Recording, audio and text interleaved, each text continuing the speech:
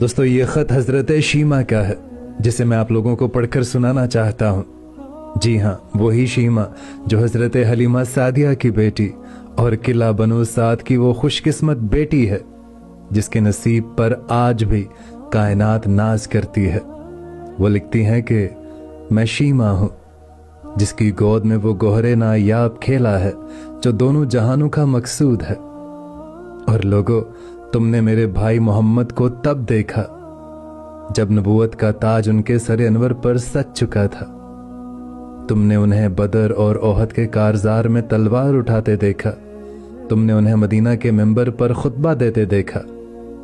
लेकिन मैं तो वो हूं जिसने उसे तब देखा जब वो पंघूड़े में मुस्कुराता था तो बनु साद के मुरझाए हुए पेड़ सरसब्ज हो जाते थे। और मैं वो खुश नसीब हूं जिसने उसके मासूम बचपन की महक को अपनी सांसों का हिस्सा बनाया है। और मुझे वो दिन आज भी याद है जिसे कल की बात हो। हमारे कबीले बनु साद पर कहत और अफलास का एक गहरा साया था। आसमान गोया आग बरसाता था और जमीन की प्यास बुझने का नाम नहीं लेती थी। मवेशियों के थन सूख चुके थे और चेहरों से रौनक रूठ चुकी थी। मेरी वालिदा हलीमा और मेरे अब्बा हारिस इसी उम्मीद में मक्का की जानिब रवाना हुए थे कि शायद कोई दूध पीने वाला बच्चा मिल जाए जिसकी परवरिश का मुआवजा हमारे फाकों का मदावा बन सके। हम बहन भाई बेचैनी से उनकी राह तक रहे थे और फिर वो घड़ी आई जब वो वापस लौटे तो मैंने देखा कि उनकी गोद में एक चांद का टुकड़ा जगमगा रहा था। वो मेरा भाई मोहम्मद था। कसम है रब्बे काबा की, उसके नन्हे कदम हमारे खैमे में क्या लगे, हमारी तो दुनिया ही बदल गई। वीरानियों ने मुंह मोड़ लिया और बहारें उमड़ आईं। हमारी वो कमजोर लागर ऊंटनी जो चलने से भी कासिर थी, उसका थन दूध से झलक पड़ा। हमारे घर में बरकतों का नजूल यूं हुआ जैसे बंजर सहरा पर रहमत की मौसलाधार बारिश बरस गई हो और हर सू हरियाली छा गई हो। और जब मेरी वालिदा हलीमा घर के कामों में मशगूल हो जाती तो उस अजीम और नन्हे मेहमान की निगहबानी का शर्फ मुझे हासिल होता। वो जिम्मेदारी भी क्या कमाल की सआदत थी।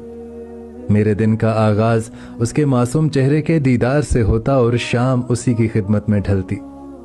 मैं उसे अपनी गोद में उठाती तो महसूस होता कि मैंने सारी कायनात उठा रखी है। आम बच्चों जैसा हरगिज नहीं था। ना बेजा रोता, ना जिद करता, ना कपड़े मैले करता। उसकी गहरी और रोशन आंखों में ऐसी कशिश थी कि जब वो मेरी जानिब देखता तो मुझे गुमान होता कि आसमान के सितारे जमीन पर उतर कर उसकी बलाएं ले रहे हैं। हमारे कबीले की दूसरी लड़कियां भी अपने भाइयों को उठाए फिरती और हर बहन का यह फितरी मान होता कि उसका भाई दुनिया में सबसे हसीन है।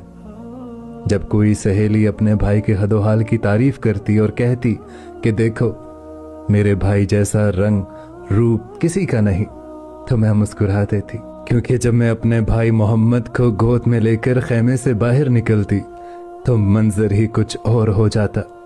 उसका हुस्न जमाल ऐसा था कि आफताब भी अपना मुंह छुपा ले। और मैं फख्र और नाज से अपनी सहेलियों से कहती कि ये हुस्न फानी नहीं है, ये तो रब्बे लम यज़ल का खास नूर है। और फिर जब वो मेरे साथ रहता तो ऐसे अजीब वाक़यात होते। सहरा के चिलचिलाती धूप में जब कहीं साया ना होता, मैं देखती कि बादल का एक छोटा सा टुकड़ा मेरे भाई के सर अनवर पर मुसलसल साया फिगन रहता। मैं हैरत से उसे तकती और प्यार से कहती कि ऐ मेरे वीर, तू कौन है, तेरी शान क्या है कि बादल भी तेरे गुलाम बनकर तेरे साथ चलते हैं।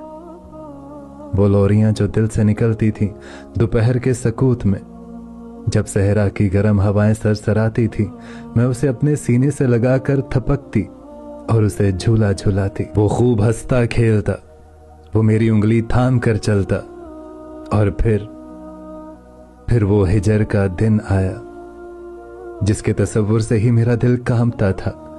उसका असल खानदान, उसकी वालिदा हजरत आमिना और दादा अब्दुल मुत्तलिब की मोहब्बतें उसे पुकार रही थीं। अमानत को हकदारों तक पहुंचाना था सो उसे मक्का वापस जाना था। और जिस दिन वो जा रहा था, खुदा गवाह है कि ऐसा लग रहा था जैसे मेरे जिस्म से रूह खिंच रही हो। बनु साद की वादियां सोगवार थीं, हवाएं नोहा कुना थीं, और मेरा दिल वीरान बस्ती का मंजर पेश कर रहा था। वो चला गया और अपने पीछे अपनी यादों की ऐसी खुशबू छोड़ गया जो आज तक मेरे वजूद में महक रही है। मैं घंटों उन पथरीले रास्तों को तकती रहती जिन पर उसके कदमों के निशान सपत थे, और फिर इसी तरह सालों पर साल बीतते चले गए। और फिर कुछ सालों के बाद खबर आई कि उसने नबूवत का दावा किया है, वो अल्लाह का रसूल है। और फिर सुना कि मक्का वालों के जुल्म सहकर वो मदीना हिजरत कर गए हैं। मेरा दिल जोर से धड़कता कि शीमा, ये वही है, ये वही तेरा भाई है जिसके लिए तूने सरदारी की दुआएं मांगी थी। देख, तेरी लोरियों की लाज आज रब ने रख ली।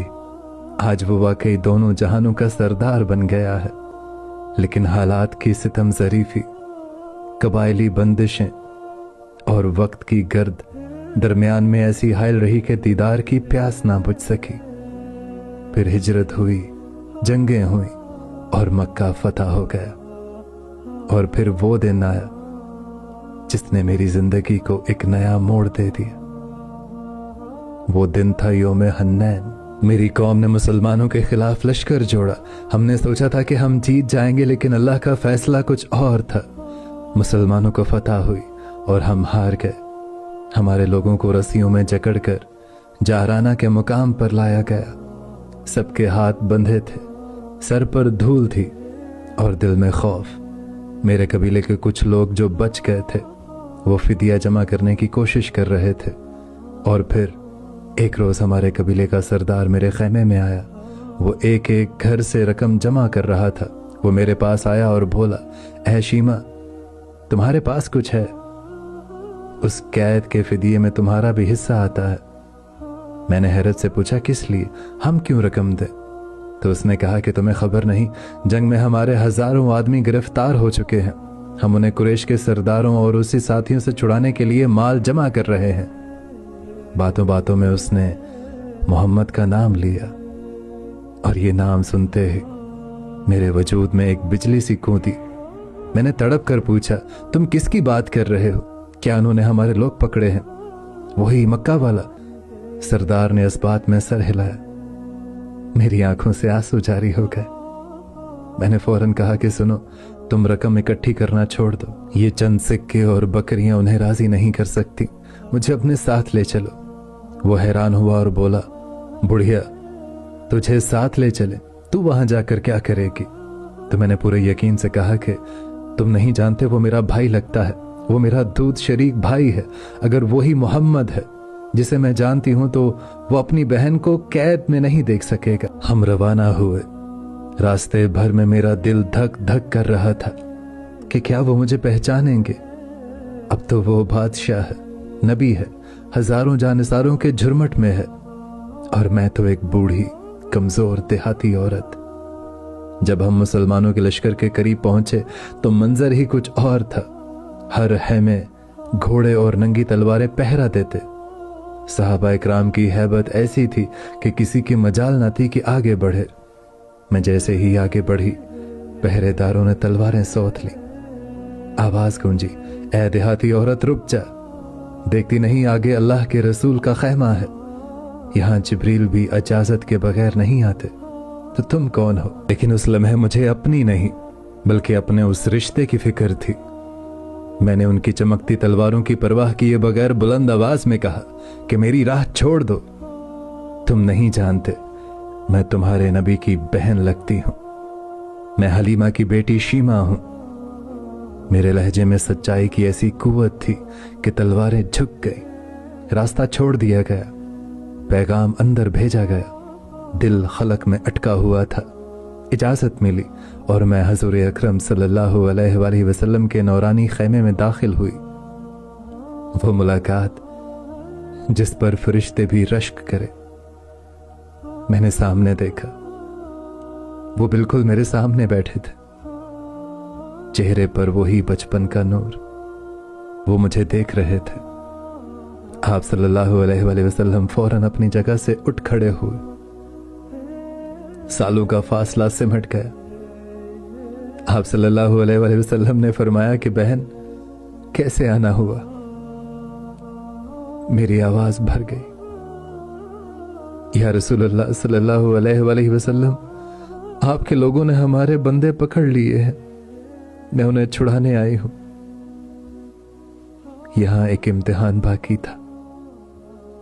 दुनिया को यकीन दिलाना था कि मैं वाकई वही हूं। आप सल्लल्लाहु अलैहि वसल्लम ने इम्तिहान पूछा, क्या तुम्हारे पास कोई निशानी है? मैंने कांपते हाथों से अपनी चादर हटाई और अपना कंधा पेश कर दिया। मैंने कहा, ए मोहम्मद सल्लल्लाहु अलैहि वसल्लम, ये देखें, ये वो निशान है जब आप छोटे थे और मेरी गोद में थे, तब आपने मुझे यहां काटा था। ये देखना था कि रहमते दो जहां की आंखों से आंसू की झड़ी लग गई।